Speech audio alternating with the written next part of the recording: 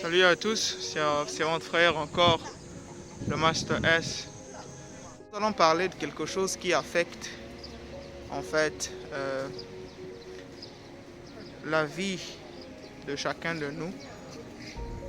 Et c'est quelque chose qui est très délicat parce que vous savez, dans cette quête vers le succès, vers la réussite, il arrive à un certain niveau où, en tant que leader, vous êtes amené à gérer en fait les ressources humaines.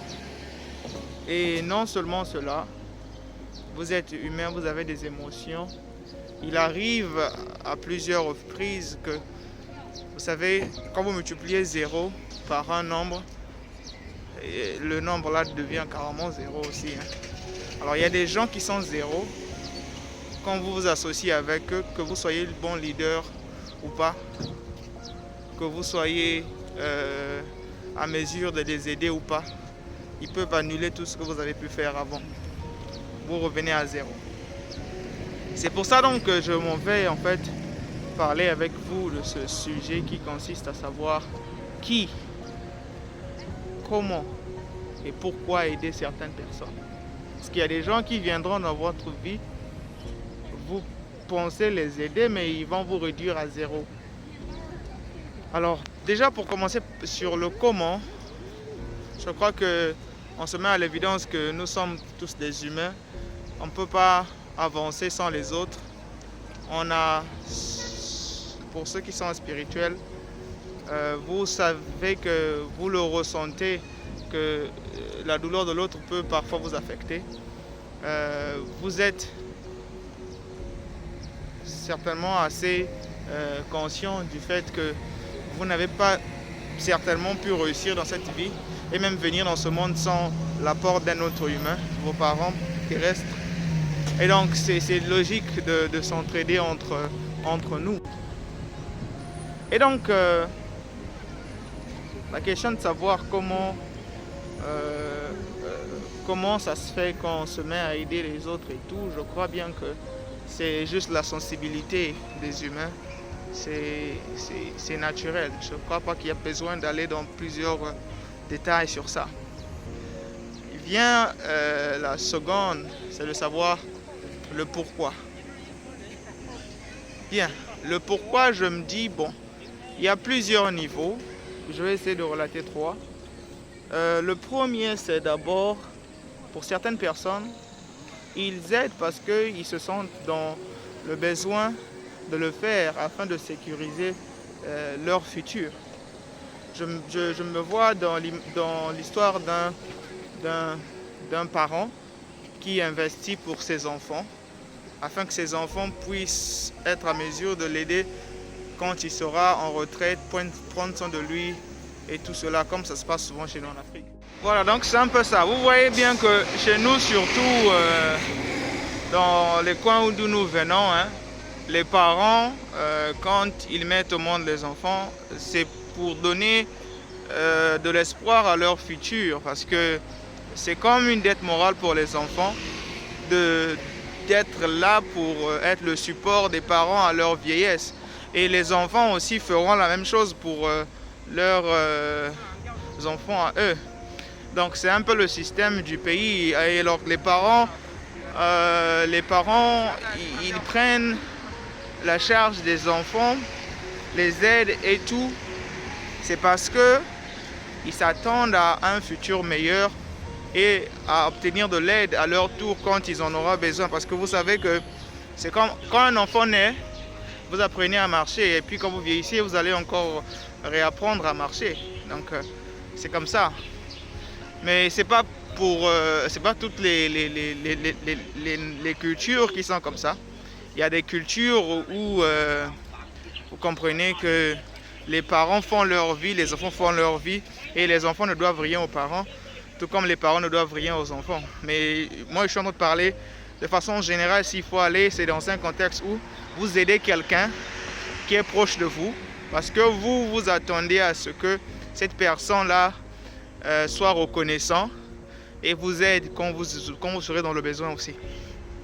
Alors, pour continuer, je pense que le pourquoi sur lequel les gens se sentent dans l'obligation, sinon compatissent à aider les autres et tout. C'est plus aussi parfois par générosité seulement. Et quand je parle de générosité, je prends là deux volets des sentiments. Il y a des moments où vous sentez que vous pouvez rencontrer une personne. Prenons le cas d'un couple.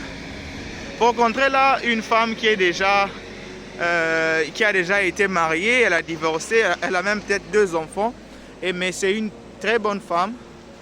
Vous la rencontrez dans des situations peut-être où vous êtes à mesure de peut-être donner un peu plus de valeur ou de sens à sa vie. Peut-être qu'elle se sent un peu abandonnée, mais c'est une femme très battante. Le mari était un con, il a abandonné avec les enfants et tout. Donc vous vous sentez un peu... Ça peut être de l'amour, mais ça peut aussi être de la pitié. Ça peut aussi être de la pitié et donc vous vous sentez obligé. Alors là, de prendre cette charge-là, de prendre soin de cette dame-là, par pitié, si on peut le dire comme ça. Et peut-être que l'amour grandira et tout, mais il y a des gens qui sont très sensibles. Donc il va prendre cette charge-là parce que voilà, il veut combler ce vide-là que le monsieur avait mis dans la vie de la femme. Et donc vous pouvez vous retrouver dans ce genre de situation où vous voulez aider. Et je veux continuer pour développer un peu l'idée en fait. Donc le mari s'est mis en couple avec la femme et a accepté les enfants de la femme. Elle a eu avec avec un autre gars et tout. Alors à ce niveau-là, si le mari là aussi, il se met à vouloir penser que cette femme-là lui doit quelque chose, comme par reconnaissance du fait qu'il a aidé à élever ses propres enfants. Et imaginez un peu un cas où peut-être les enfants qui vont étudier à l'étranger là, et si le couple n'a pas pu faire mettre au monde leurs propres enfants aussi, alors le mari investit tout ce qu'il a pour envoyer les enfants de la femme à l'étranger et les enfants réussissent, ils reviennent au pays et cette femme-là décide peut-être enfin si le parent de ces enfants-là cherche à retrouver ses enfants et que cette femme aussi accepte de retourner avec ce monsieur-là. Voyez-vous que ce monsieur-là qui avait eu la pitié de la femme pour l'aider et tout, il s'est juste mis dans des problèmes inutiles. Surtout s'il n'avait pas pensé à construire sa propre vie. Et si le pourquoi il avait aidé cette femme-là, c'était pour que, déjà, 1, par pitié, et 2, pour s'attendre à ce que cette femme-là soit reconnaissante, c'est foutu pour lui, hein. C'est foutu pour lui. Bon, maintenant, on va reprendre la 3e question. On va aller un peu plus vite parce que là, je crois que vous allez développer à votre façon aussi. Moi, je vais juste donner ma contribution. Alors, qui est-ce qu'il faut aider? À mon avis, je pense que vous avez su le comprendre dans mes argumentations précédentes qu'il y a des gens qui sont zéro. Vous pouvez tout faire pour les aider, vous pouvez tout faire avec eux, mais toujours vous allez vous retrouver à zéro parce qu'eux-mêmes ils sont zéro. Ils n'ont pas de moralité, ils n'ont pas de loyauté, ils n'ont pas de caractère. C'est vraiment compliqué. Donc, comprenez que... Yeah, cool, man. See. Comprenez que c'est compliqué. Comprenez que c'est compliqué. Alors, qui il faudrait s'associer avec pour peut-être aider la personne? À mon avis, je pense que il n'y a pas de meilleure pratique à cela, si ce n'est que l'observation. Et l'observation l'observation consiste à ne pas seulement voir, mais aussi par des actions de la personne. Ça peut prendre toute une vie, ce que je pense qui n'est pas si logique que ça.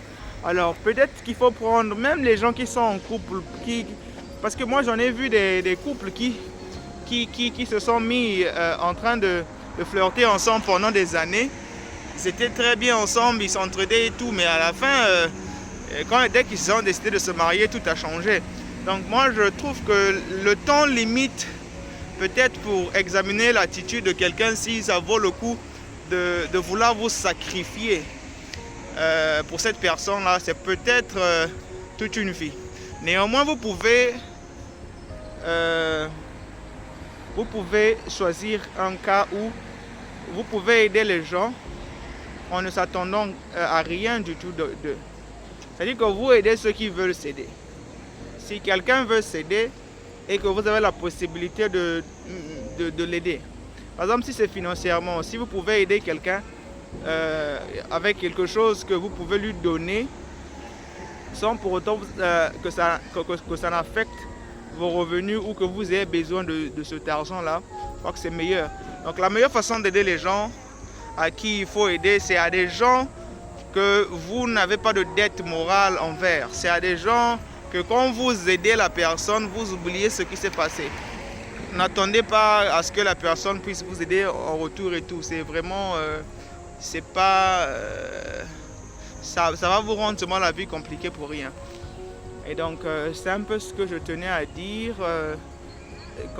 concernant cette question-là de comment, pourquoi et qui il faut aider. Alors, toute personne, on peut l'aider, mais seulement c'est à vous de savoir que vous ne l'aidez pas parce que cette personne-là peut être un pivot pour vous et tout. Non. C'est pas le cas.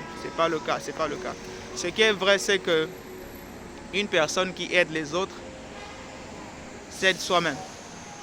Mais il ne faudrait jamais aider les gens en sacrifiant une partie de vous. Parce qu'à ce niveau-là, le jour que cette personne-là va vous trahir, ça ne sera pas vraiment la personne qui va vous faire du mal, mais ça sera cette trahison-là, ça sera vos attentes, ça sera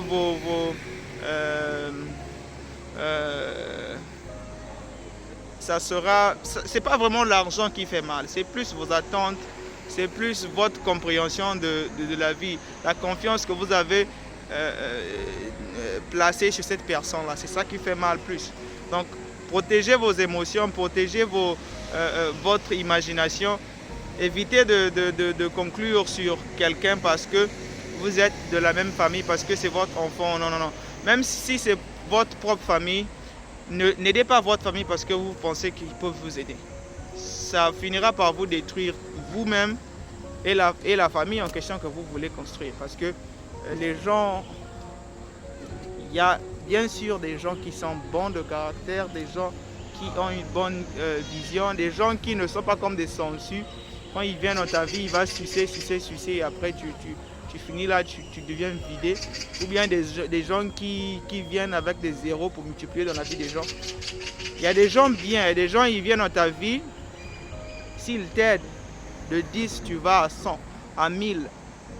Il y a des gens comme ça, mais ils sont très peu, Bien une chose à vous, n'hésitez pas à vous abonner sur la chaîne. C'était votre frère, votre ami, le Master S. Bien une chose à vous, bonjour, bonsoir et bonne nuit si on ne se revoit pas.